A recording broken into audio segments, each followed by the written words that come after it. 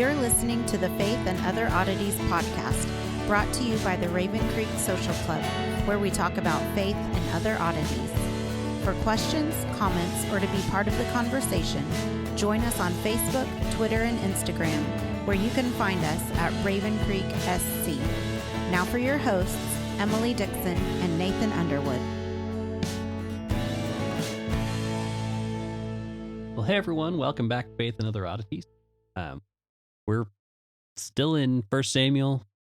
Just got done with the weird, well, we aren't even done with it. We're not even done with the weird part. We kind of landed in an awkward place last time, but it kind of worked narratively. So, well, it's a long story, and the fact that it is such a long story means breaking it up for an episode makes it kind of challenging. So, yeah, if you want to listen to this one, I just suggest at least go back and listen to the last two, maybe. Yeah, the last two are probably going to be your best bet. So, but hey, listen to them all, and you'll really be clued in. Yeah. So, because the whole Bible ties together as we're learning. So, and we knew it tied together, but man, we're really picking up on some interesting threads. So, yeah, and there's more. There's more, and yeah. So we left off with the Philistines, where they realized that having the ark was dangerous.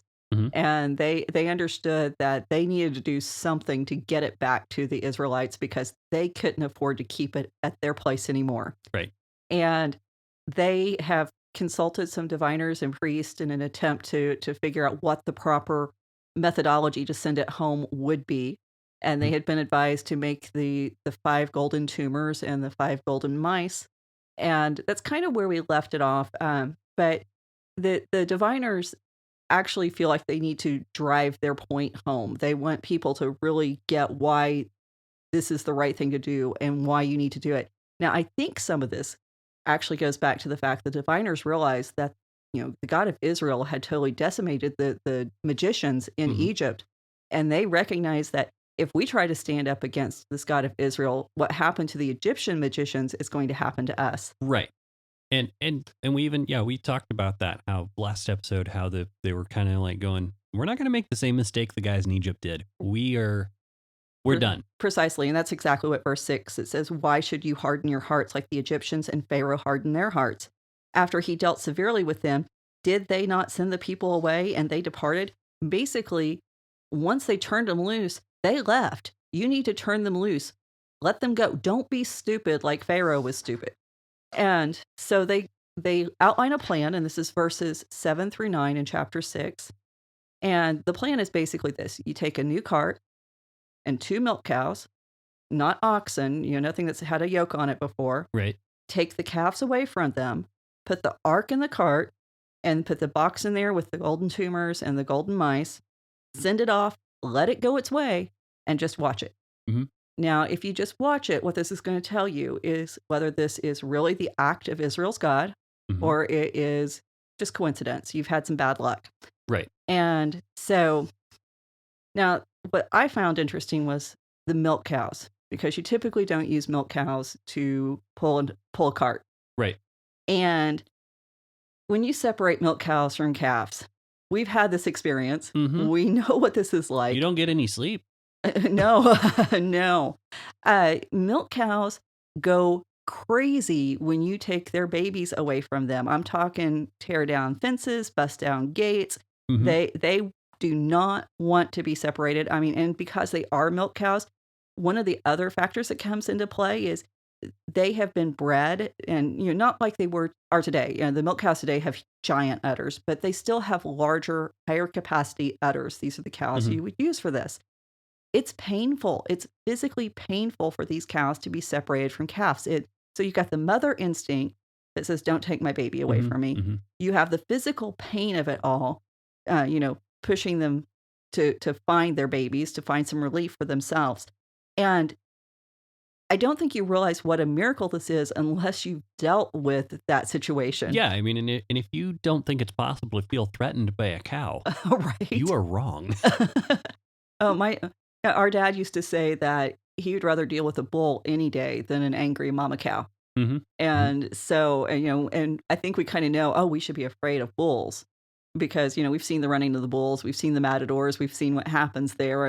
Right. And the thing about bulls generally, you'll have some of them that just have like a mean streak to them. Mm-hmm. But most bulls, unless you like train them, they actually are fairly docile. Well, I mean, we had a rodeo bull that used to show up at our 4-H events, and we would let kids take pictures on his back because he was so calm unless he was in the ring. Yeah, unless they put the harness on him and the put him in that chute. Other than that, you could walk right under, like kids would walk right underneath his feet, and he wouldn't even care. Yeah, and so not under his feet, but under his belly. His belly, yeah, between his feet.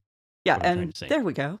Mama cows, though, no, you don't do that. And I mean, there's some mama cows that are nicer, but you have to work with them to get them that way. So anyway, that's just where our childhood kind of helps inform some of our understanding. Right. So the thing is, the Philistines also lived with cattle. The Israelites lived with cattle. They understood this. So they got it. They knew without being told, this is not natural at all. And the cows bellowed all the way from Ekron to Bet Shemesh. And the rabbi said that, it depends on which rabbi. One rabbi, I believe it was Rashi, said that they were singing songs of praise to Yahweh. And another rabbi, I think it was Malkim, said that they were grieving the loss of their children. Well, I would assume that they were just upset that they were separated from their calves, because I guess Rashi didn't spend much time around cows. He may not have, because they're gonna. I mean, and if you've never heard a cow just bellow like that, it's heartbreaking. You can hear their anguish. So, yeah. Well, I think we might have covered the cows. I know. In their responses, but yeah. We know this one. Yeah, we know a lot about this one because we've heard them, and they will all night, just all night, all day. Yeah. I feel like lowing is a bad description. Who came up with that word? It's a horrible description. So guttural sobs might be more cries of anguish. So, but the diviner's advice, it may have been based on a major festival. It's called the Zakuru Festival of Amar. And it was one of the ways that the people worship Dagon. And they would put Dagon in a new cart, and then they would parade him through the city. And so we know that this happened. It's not identical to what's going on here, but I mean, it is a different circumstance. Yeah. And so it sounds like what they're doing is using what they know, what they understand to be honoring a God, and they're applying it to this God of Israel. But of course, the God of Israel, he doesn't want to be worshipped like other gods. He has a whole different set of rules and regulations and expectations. So there's precedent for what the Philistines are doing. The problem is there's no precedence for what the Israelites wind up doing. And so when they load up the cart, the diviners say, let it go its way. Notice, let it go its way, not let them. It's talking about the ark. Let the ark decide, not the cows. Right. So the miracle power is not because you've got these cows who are, somehow supernaturally gifted in finding the right place for the ark. But the ark's gonna reign the cows, basically. Yeah. Well, and the tradition's based on Numbers 10:33 through 36.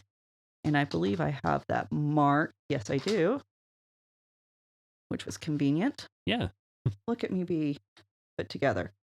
And the Ark of the Covenant of the Lord went out before them 3 days' journey to seek out a resting place for them. And the cloud of the Lord was over them by day, but whenever they set out from the camp, by the day, whenever they set out from the camp. And whenever the ark set out, Moses said, "Arise, O Lord, let your enemies be scattered, and let those who hate flee before you." And when it rested, the ark, he said, "Return, O Lord, to the 10,000s of Israel."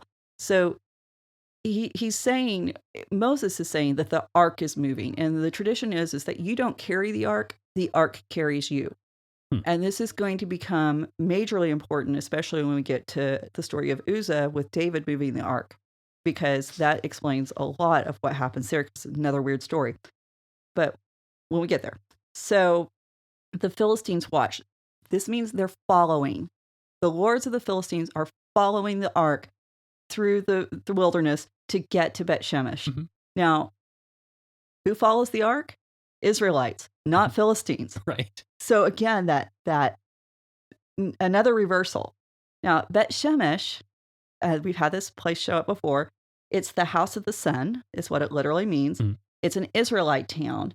And we have archaeological finds, and we also have Timnah, because they're very close together. We've heard these stories from Samson's account. Timnah's where Samson's Philistine wife was from. Mhm. So Timnah's a Philistine city, and we have Bet Shemesh. There's no difference. Whenever they're digging down through the layers, you can't distinguish one city from the other based on the evidence that's been left behind.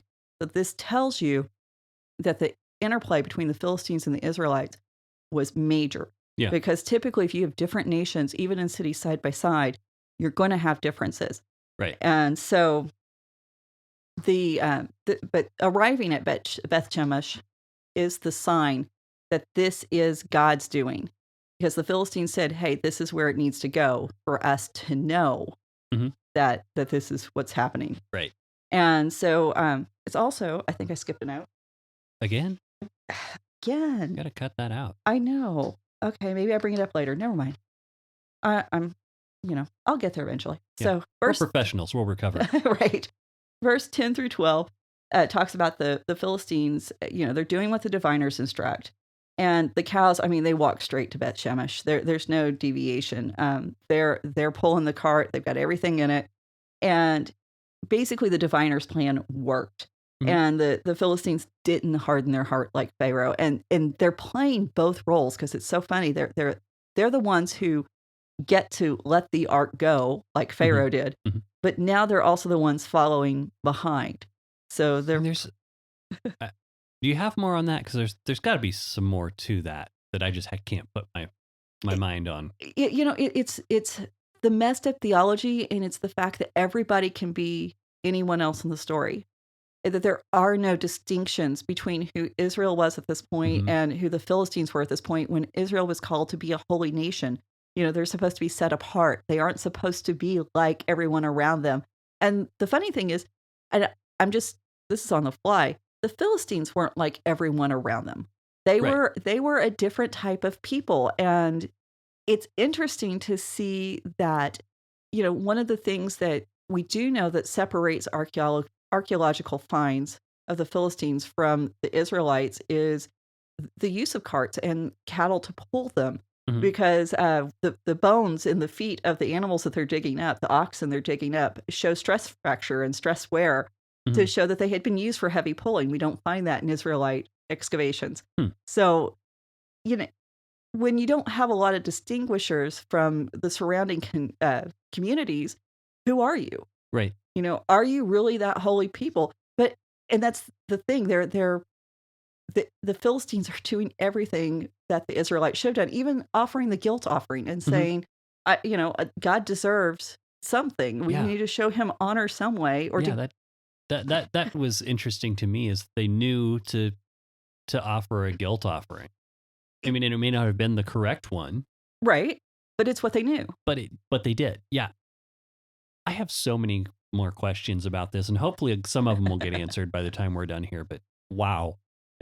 It's so weird. When you think about the implications of it and the fact that, this is not going to be the last time it happens, because I think we even see a retelling of this, and I didn't go into it, but I think we see a retelling of this with the wise men, the diviners there, who show up with these gifts of gold, frankincense, and myrrh. And these were gifts that you would have given to other foreign gods from their lands, not necessarily that you would have given to God if you were an Israelite. And those gifts are accepted.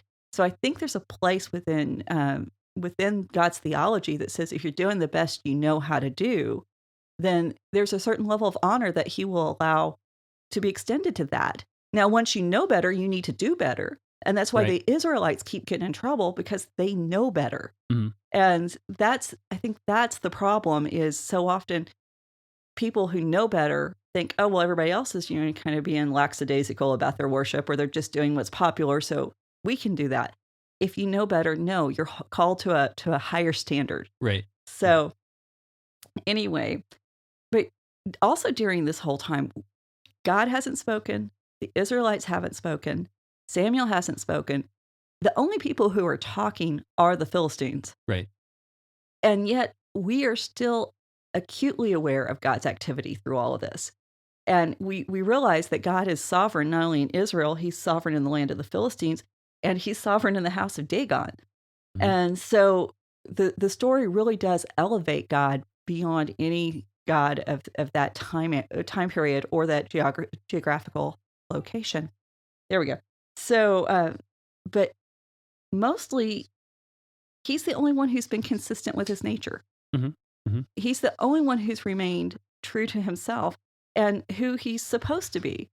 And that's what is kind of mind-blowing, is that, the Israelites have adapted Philistine practices. They've integrated into the society. And the Philistines, they've accepted them in, and we can see how far the integration has gone because the Philistines know the Israelites' stories and their theology and how things are supposed to be. Mm-hmm. And mm-hmm. so unless you're really a part of a society, can you impact leadership that much? Right. So that's rather telling. But the fact that we've got all these crossovers, and it reminds us that we need to be careful today. Are we just like everybody else? Right. And I think that's the takeaway for us. But anyway, there's still some more.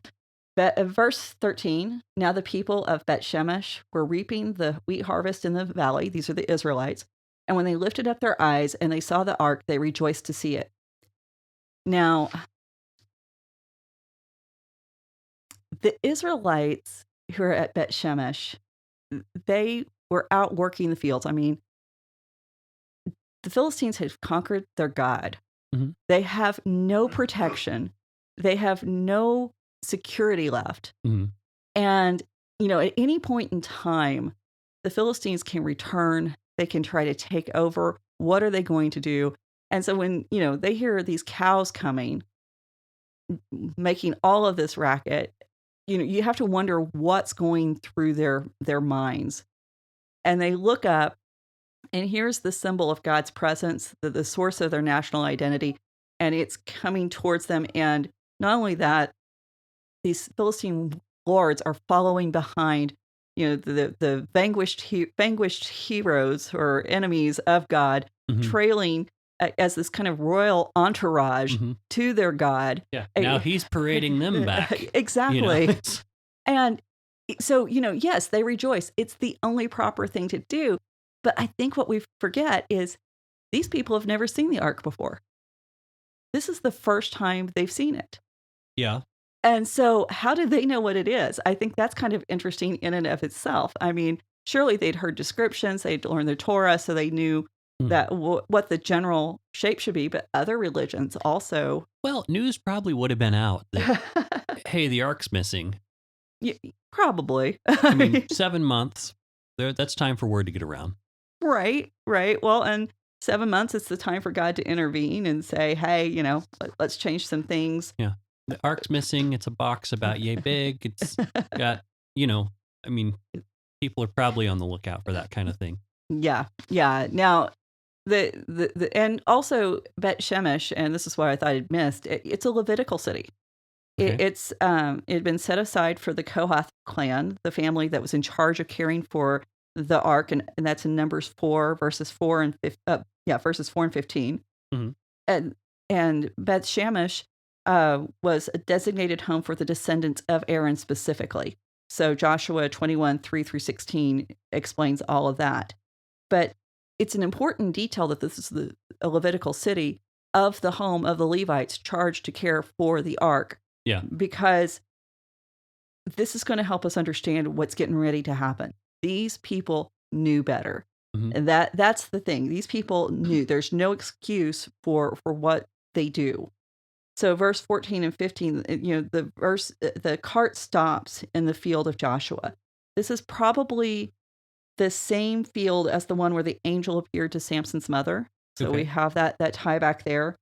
And there's a great stone there. And we think maybe this was the same stone that Manoach offered the sacrifice on when the angel of the Lord was talking to them. Okay. And the people take the ark, they dismantle the cart, and they use it for firewood. they slaughter the milk cows and they use them for a sacrifice. Mm-hmm. And in case you haven't realized it yet, all of this is extremely problematic. Mm-hmm. Is this the proper place for a sacrifice? Now, there's an argument there's no official place for worship, but we know that's not true because Samuel has set up 4 different cities where people can go and worship. Mm-hmm. So the fact they did not wait and take it to one of those places, why aren't they calling for Samuel? What do we do? How do we handle this? What does God want us to do? Mm-hmm. They do what they think is right. And the fact that it's Levites makes it even more of an offense. Exactly. And, using the cart as firewood, that's kind of questionable, especially if it was some kind of sacred cart used for the worship of another god. Mm-hmm. You do not offer up cows as a sacrifice. You can offer up bulls, you can offer up heifers, but once they've had their calves, they're off limits. Right. And so that's a problem. You don't use outside sources, outside animals for sacrifice. That's Leviticus 1. To be from your own flock. Precisely.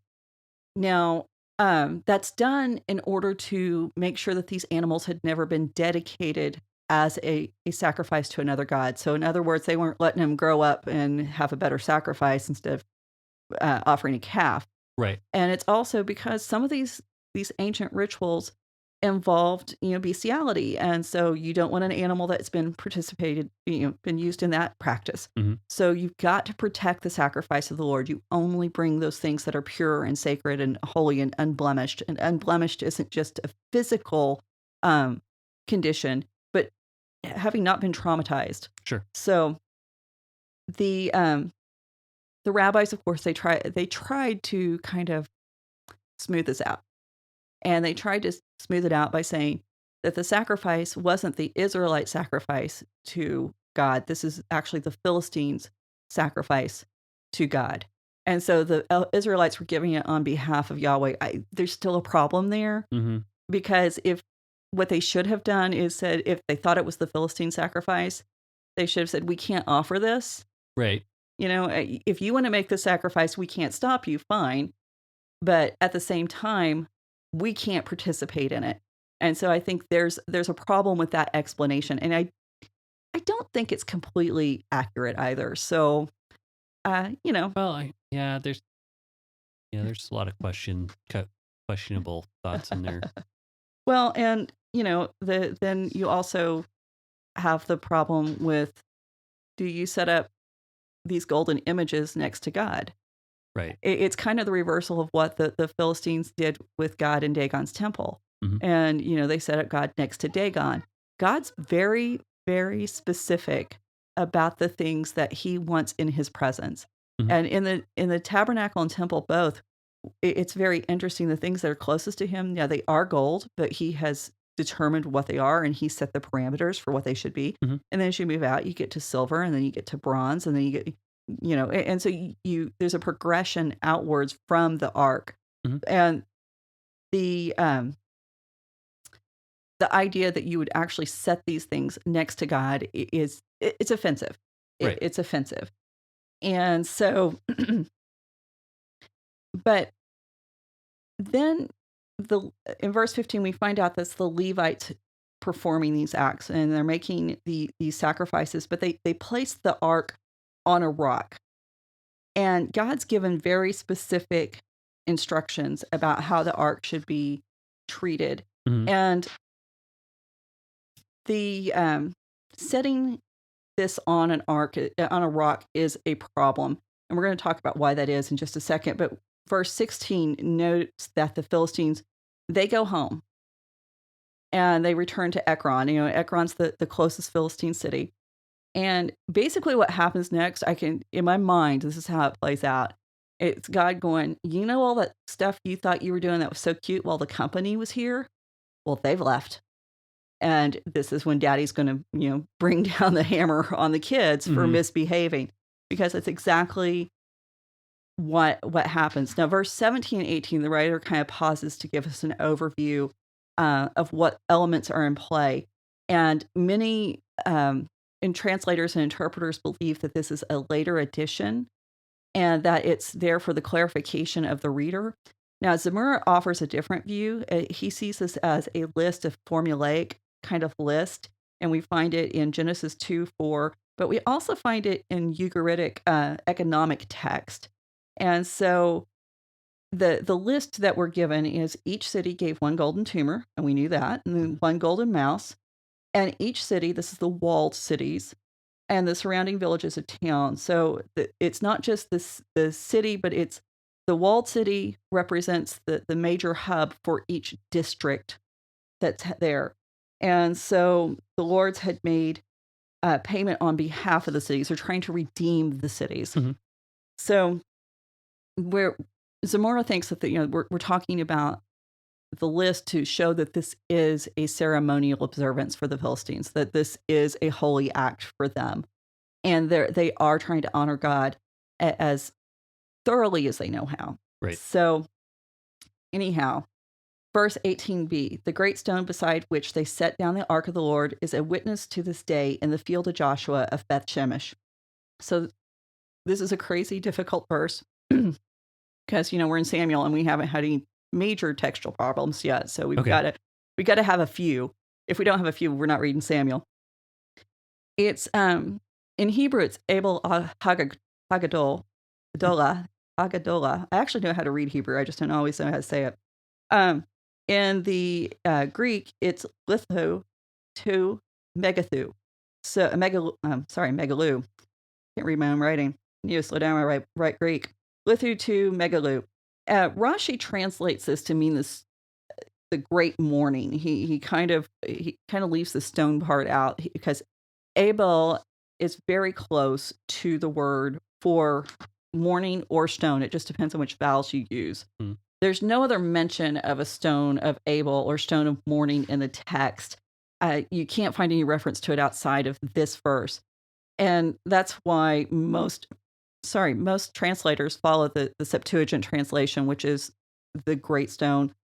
Zamora argues that the most natural translation is the platform of Abel, and points to other stones like the stone of Ezel and the stone of Ezer, which we also find in Samuel. So it makes sense in my mind that there's something going on with the text, but we should follow the pattern that the writer of Samuel has given us. I don't see any reason to break that. So when people say this is a discrepancy, you shouldn't trust the Bible because of this, it's a very small discrepancy. Mm-hmm. Do we look at mourning or do we do stone?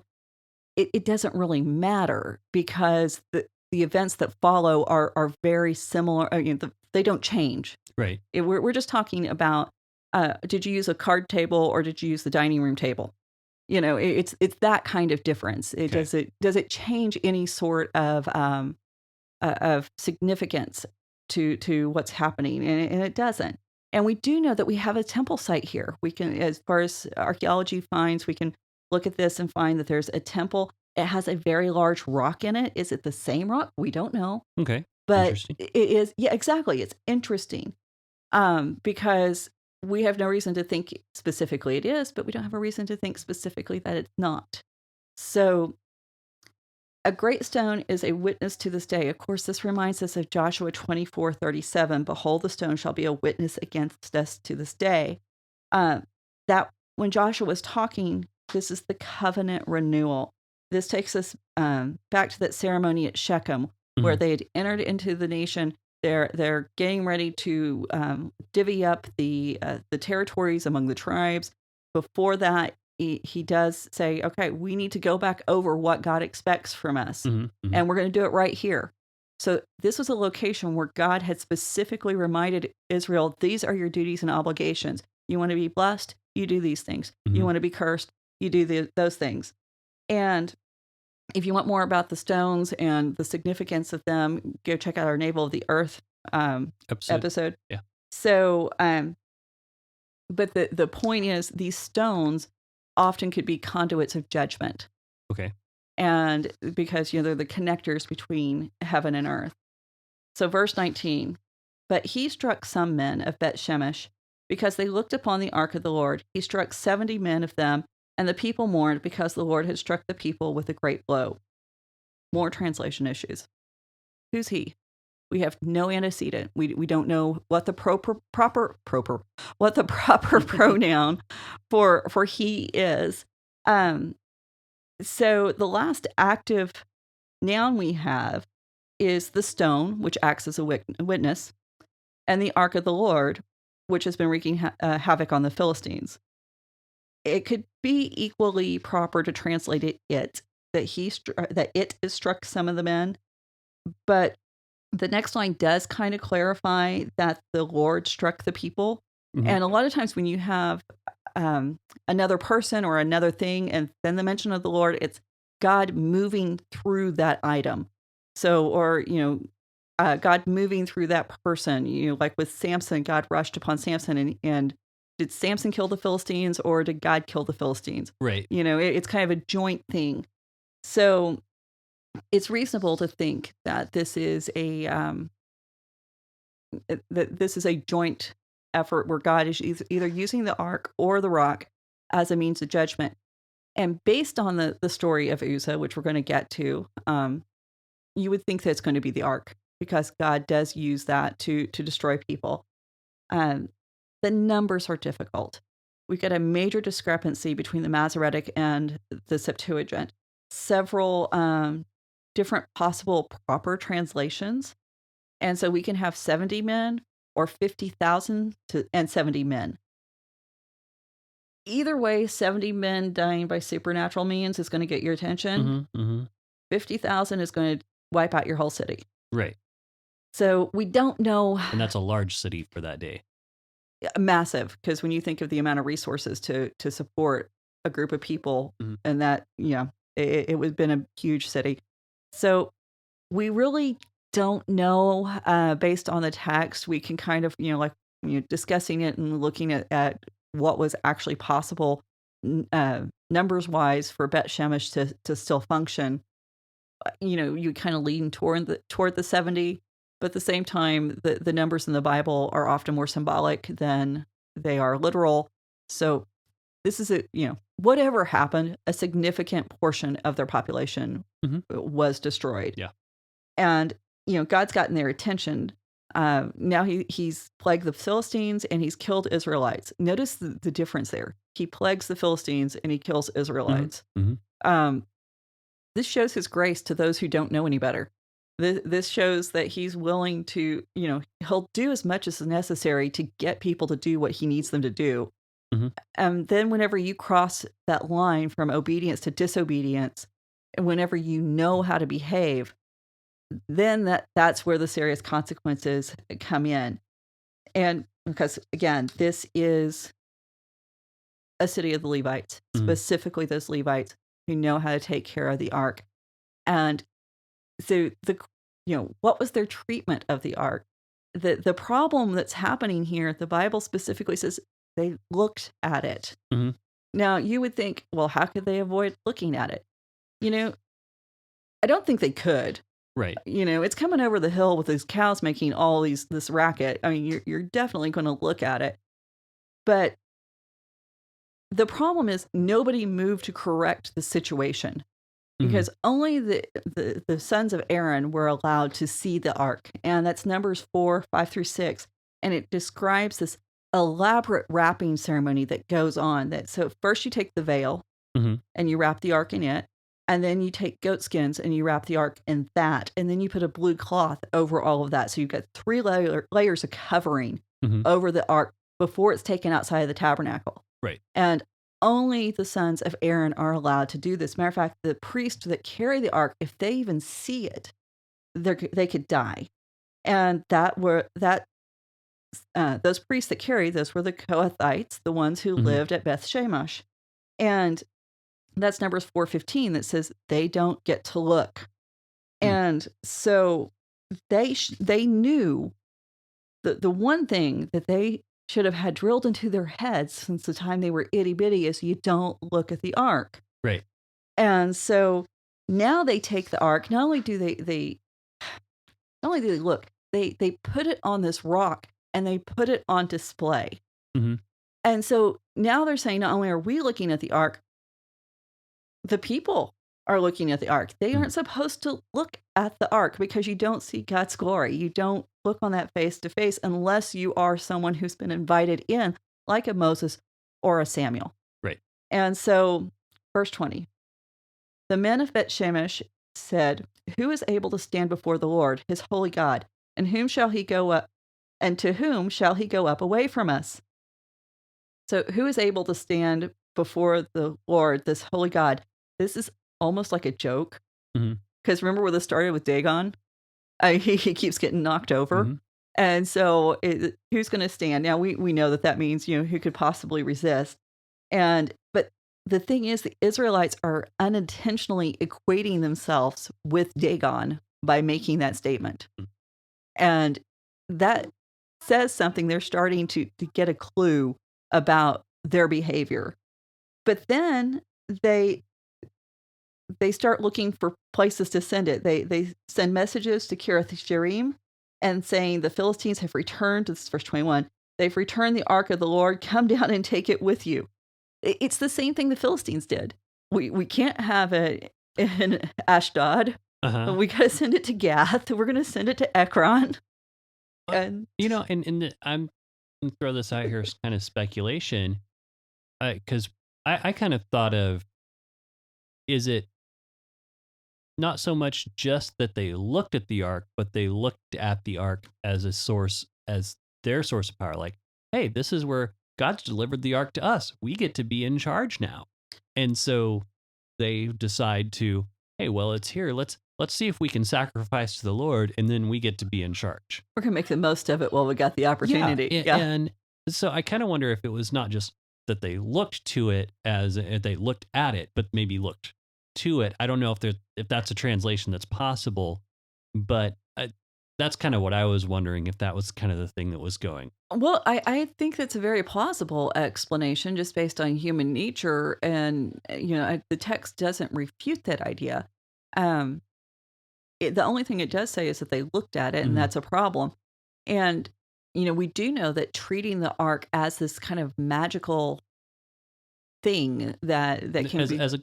The good luck charm Yeah. idea, like how they lost it in the beginning. Exactly. And then you have the Philistines taking, okay, well, now we've got the power of Israel's gods, and then they find out, no, you don't. And then you take it to this other village of Israelites who are again supposed to know better, and they're like, oh, well, now we've got it. Yeah, and so, Right.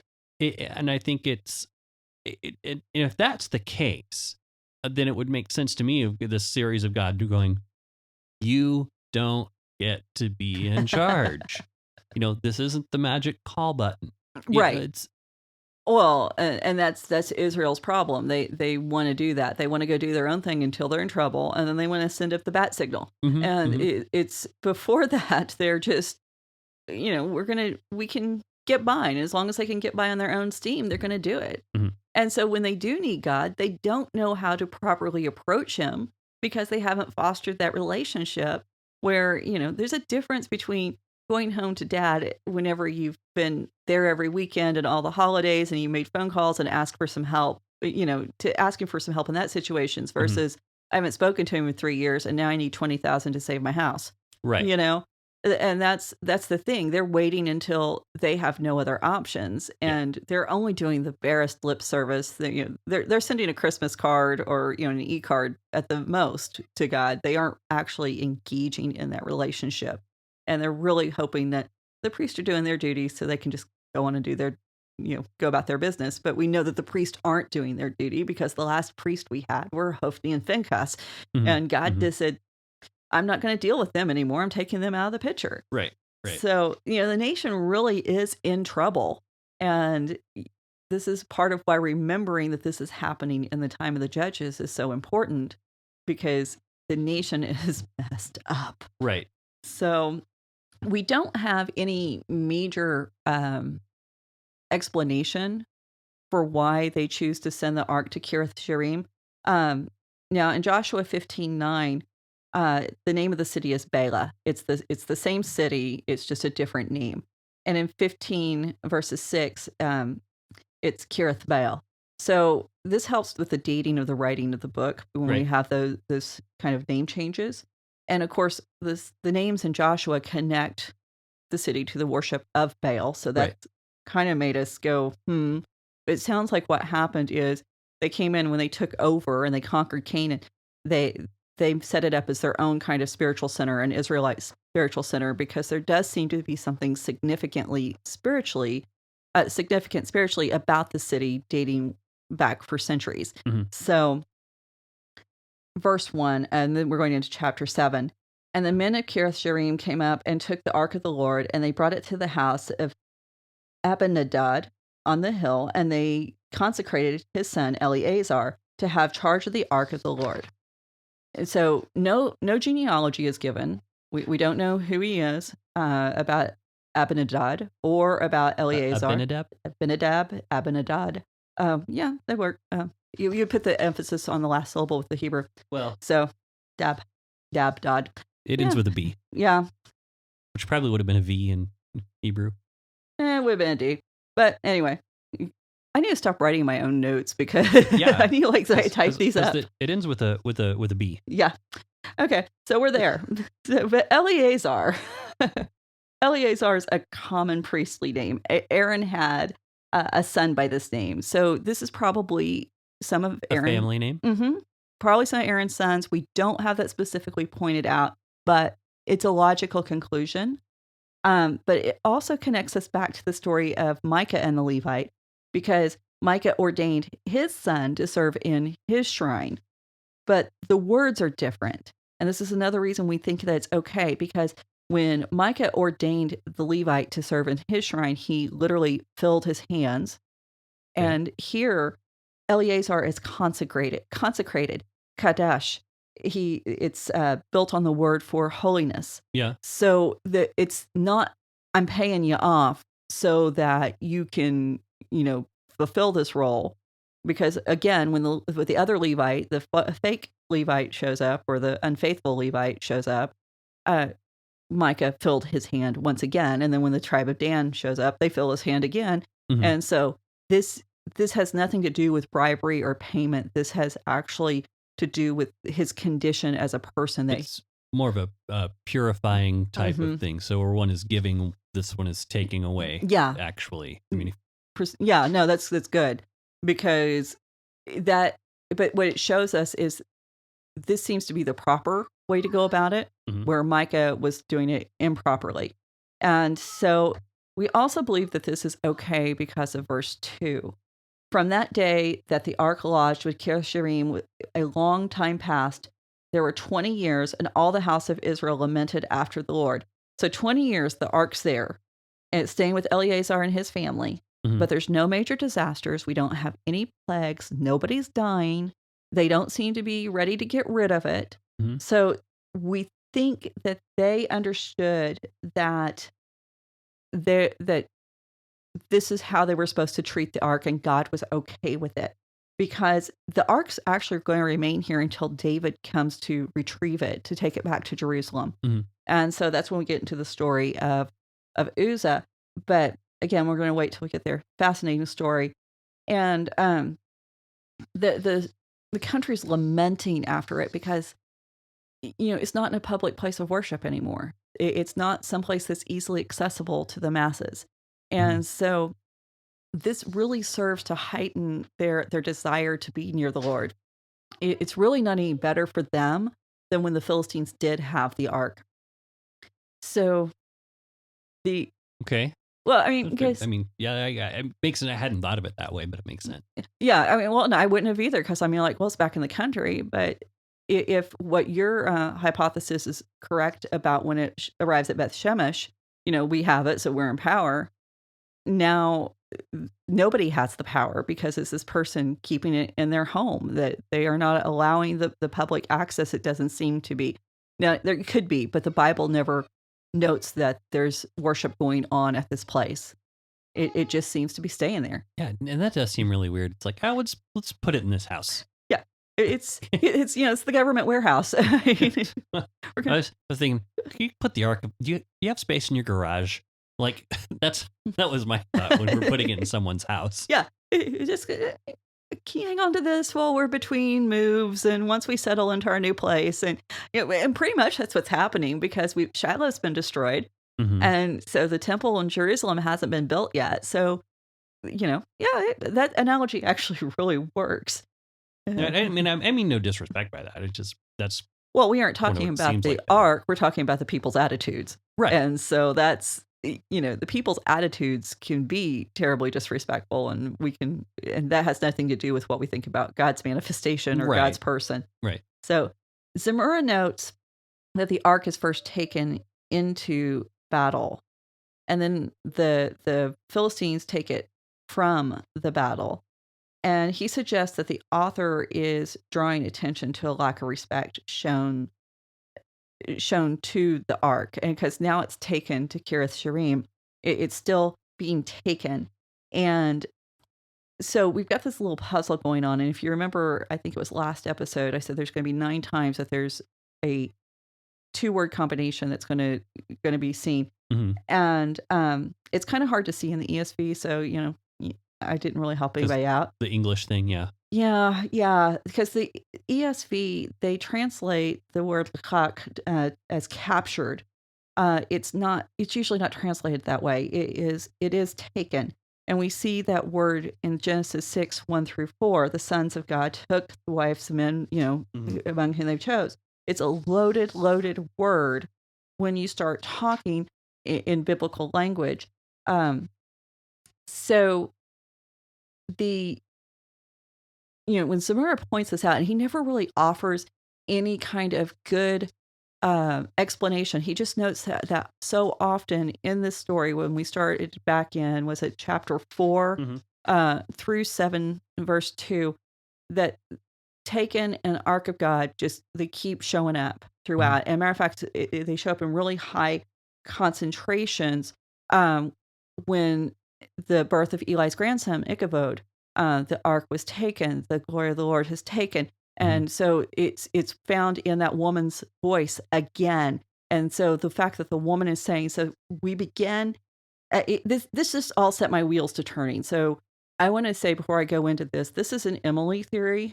I haven't found anybody teaching this. And Zamora just kind of alerted me that there might be something here, but I haven't found anybody teaching against it. And I got all excited about this. So we're going to have to kind of do a little rabbit trail to get to where I think we're going. Okay. Remember where we started with the story. We started with Hannah, and Hannah's protesting the abuses against women specifically within the temple complex. Yes. And we know that Hannah may have possibly known the concubine that was killed in Gibeah, and that she was definitely related to her on some level. How much she knew her or how well she knew her is a matter of debate.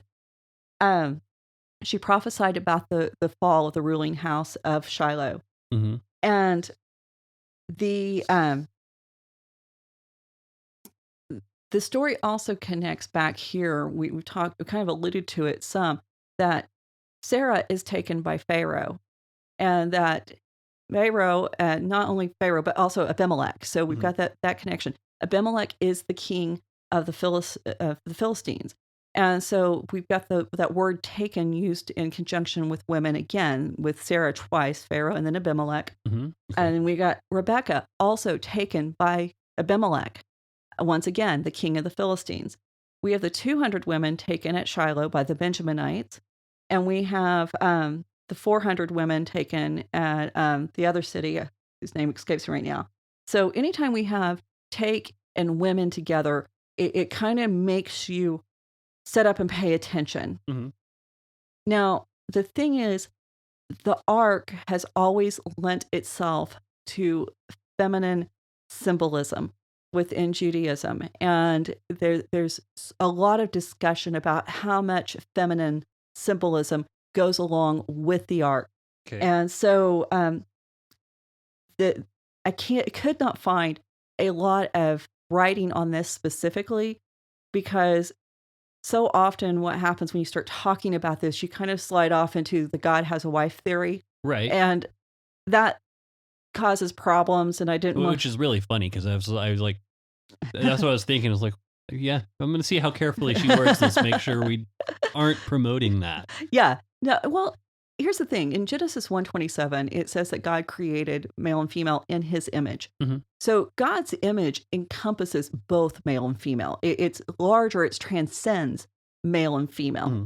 And so the idea of God having one specific sex in his infinite being is not it's not in keeping with that biblical picture we find in Genesis 1. Now, of course, we do have pronouns, and we have Father God and these things, but then we have a lot of feminine imagery with God that often gets overlooked. Like he's the mother bird brooding over his nation and children. Mm-hmm. So we recognize that there are these feminine elements about God. I'm not saying God, it's not about sex. It's not about gender. It's about the fact that God is bigger than any limitation we might want to put on him. And that includes these kinds of labels. Right. So, but when we go back in history, we look at people like Philo. Philo, who lived, right around the time Jesus was born, he suggests that the cherubim on the ark were male and female. And I talked about, we have the cherubim specifically referred to in the opening part of the story twice. The Talmud also makes this suggestion, and Rashi does too. So we've got the male and female representation here. I think that's really interesting. Now, these aren't real good sources for proof that this is what's going on because none of these guys actually saw the ark. Sure. So I want to point that out. But the language about the cherubim in the Bible is muddled. There's disagreements between the Masoretic and the Septuagint text about, are the cherubim male or female? And I'll give just one example of that. Ezekiel 28:14. It says, "You were an anointed cherub. I placed you. You were on the holy mountain of God. In the midst of the stones on fire, you walked." Now, we know that this is the passage that a lot of people talk about Satan with in the fall. Yeah. But I picked it because the you there, you were an anointed cherub. That's female. That's feminine. It's female in gender. Okay. Now, all of the suffixes, well, that's in Hebrew. That's how you tell which gender the word is. Sure. And the prefixes, they're masculine. So again, the language is muddled. We don't know what the gender of this being that's being talked about really is. Okay. And that happens in a couple other places. All of the manifestations associated with the ark, clouds, fire, the Shekinah, all in the feminine form. So none of this proves that the ark is a feminine symbol of God, right? But it cracks the door for speculation. And I want to be clear with this is speculation. So if anybody's got something that can refute this, prove me wrong, let me know. Yeah. So, but I think there's something here. Watch where I'm going with this. So if, and I'm noticed that this is a big if any of this is correct, the ark is a feminine symbol of God, then we have a whole new dimension to the story because it's taken by the men of its own country who were supposed to protect the ark. And, again, we go back to the concubine being taken by the men at Gibeah, the women at Shiloh, the women at the other city. And so the Levites in all of these stories, they're major participants. It's the Levites who actually carry the ark into battle. And the Levite who threw his concubine out to the wife of Gibeah. And so we have that active participation of the Levites. The elders devise and approve the plan in in all the situations. They said, hey, the tribe of Benjamin, they need brides. So we're going to kidnap these 600 women, take them and give them to them. They're the ones who advise and approve of the plan to send the ark into the battle. So we've got that connection. But we also have another interesting connection. Verse 4, and this was in chapter 6, the head of Dagon and both his hands were lying cut off on the threshold. The only time we have hands on the threshold of a door was in Judges 19, verse 27. Right. And the concubine was lying at the house with her hands on the threshold. Yeah. Note that the hands of Dagon are cut off. And so that's the same word that we use when making a covenant. Now, the the concubine, she was cut up in the same way that one offers a sacrifice. Mm-hmm. So, but there's still the idea of cutting in both situations, and we have that connection with the hands on the door. Yeah. Wow. Okay. So doesn't end there. So when the ark is returned and the Levites place it on the rock, God kills all these men for looking at it. Now, remember when the ark traveled, it was supposed to have the veil, the goatskins, and the blue cloth, 3 layers of covering. Now, we're going to presume, and I think this is a major presumption given Hophni and Phinehas, that they covered the ark up before they took it into battle. Right. Who knows? But if that was the case, somebody uncovered it, most probably the Philistines. Right. And that's a horrendous act. You don't uncover the ark. Mm-hmm. And when the Israelites put the ark on the rock, it's naked. Mm-hmm. And to put God's nakedness on display, what a horrible violation of him. Mm-hmm. That's this should, and I think now as I'm talking, because I didn't think about this earlier, it reminds me of Noah whenever he gets drunk and it's talking about him naked and all of, and Ham and Shem and Japheth, they walk backwards with the covering to cover the nakedness of their father. Ham is the one who leaves his father displayed, or the nakedness of his father. That's a whole other discussion. Right. But that shows you what the proper response to the father's nakedness being on display should be. Right. And so the fact that, and when we think about the concubine, her body was put on display. It was cut up and sent across the nation. Her nakedness was on display.